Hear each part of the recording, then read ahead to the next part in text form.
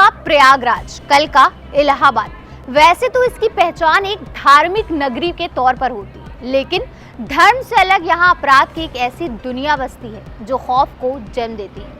यहाँ से कई ऐसे नाम निकले जिन्होंने अपने बाहुबल से सिर्फ इलाहाबाद ही नहीं बल्कि पूरे प्रदेश में लोगों को अपने खौफ के साए में बांधे रखा। चांद इलाही यानी चांद बाबा। इलाहाबाद में चांद बाबा का खौफ कुछ ऐसा था कि लोग रात में बाहर निकलने से भी डरते थे। सिर्फ जनता के लिए ही नहीं बल्कि पुलिस प्रशासन के लिए भी चांद बाबा डर का दूसरा नाम था। यही वजह थी कि उसके गिरेबान पर हाथ डालने से पुलिस वाले हमेशा परहेज करते थे। पूरे इलाहाबाद में चांद बाबा का डर फैला हुआ था, लेकिन एक टांगे वाले का लड़का था जो चांद बाबा से बिल्कुल नहीं डरता था तो वो उम्र में काफी छोटा, लेकिन उसने ये ठान लिया था कि वो चांद बाबा को ठिकाने लगाकर खुद इलाहाबाद का बेताज बादशाह बन जाएगा। हैरत की बात तो देखिए, इस छोटे से लड़के ने इसे एक दिन हकीकत में तब्दील भी कर दिया और बन गया इलाहाबाद का सबसे बड़ा डॉन। नमस्कार, मैं आमिना और आप देख रहे हैं न्यूज़ टाइम मीडिया। बात हो रही है अतीक अहमद की। साल था 1962। एक गरीब टांगे वाले के परिवार में सबसे बड़े बेटे के रूप में एक लड़के का जन्म हुआ। नाम रखा गया अतीक अहमद। पिता इलाहाबाद की सड़कों पर टांगा चलाते थे और परिवार का पेट भरते थे। अतीक के बाद उसके और भाई बहन भी हुए। परिवार बढ़ने लगा और साथ ही उनकी जरूरतें भी बढ़ने लगी। जैसे जैसे अतीक बड़ा होने लगा, घर की गरीबी उसके दिमाग पर असर डालने लगी। वो शॉर्टकट रास्ते से अमीर बनने के सपने देखने लगा। पिता बेचारे जैसे जैसे बच्चों को पढ़ाई के लिए स्कूल भेजते थे, लेकिन अतीक का मन तो कहीं और था। इसलिए वो पढ़ाई से भी जी चुराने लगा, जिसका सिला ये हुआ कि वो 10वीं क्लास की परीक्षा में बुरी तरह फेल हो गया।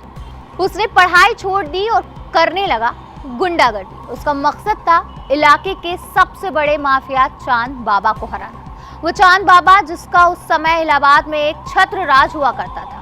चांद बाबा के आतंक से कई छोटे गुंडे मवाली परेशान थे। जैसे ही अतीक अहमद सामने आया, उन सब ने चांद बाबा के खिलाफ अतीक का साथ देना शुरू कर दिया। बड़ी ही तेजी से प्रयागराज में चांद बाबा के अलावा भी एक और नाम की गूंज सुनाई देने लगी। वो नाम अतीक अहमद का ही था। अतीक अहमद पैसे कमाने के लिए पूरे शहर में रंगदारी वसूलने लगा। महज 17 साल की उम्र में अतीक अहमद पर हत्या का आरोप भी लग गया, लेकिन ये सब उसके हौसले पस्त नहीं कर रहे थे बल्कि और बढ़ा रहे थे। धीरे धीरे अतीक अहमद ने अपनी बड़ी गैंग तैयार कर ली। वो और उसके लोग खौफ का एक बड़ा नाम बन गए। हत्या, डकैती, फिरौती, अपहरण सब आम बात हो गई। अतीक अहमद को माफिया की उपाधि मिल चुकी थी, लेकिन उसका ख्वाब था अपने नाम के आगे बाहुबली जुड़वाने का। लिहाजा उसने कदम रखा राजनीति में। राजनीति में भी उसने झंडे गाड़ दिए। लेकिन एक वक्त ऐसा भी आया जब उसे राजूपाल नाम के एक दूसरे बाहुबली से राजनीति में करारी हार मिली। ये हार उसके लिए एक बदनुमा दाग की तरह थी। ये हार वो बर्दाश्त नहीं कर पाया और उसने दिन दहाड़े विधायक राजूपाल की हत्या करवा दी। सबको लगने लगा कि अब अतीक का खेल खत्म, लेकिन तत्कालीन सरकारों ने अतीक अहमद को संरक्षण दिया और इस तरह से उसका बाल भी बाका नहीं हुआ। लेकिन साल 2017 में उत्तर प्रदेश की सियासत में एक बड़ा बदलाव आया। योगी आदित्यनाथ की नेतृत्व में भारतीय जनता पार्टी ने उत्तर प्रदेश में अपनी सरकार बनाई।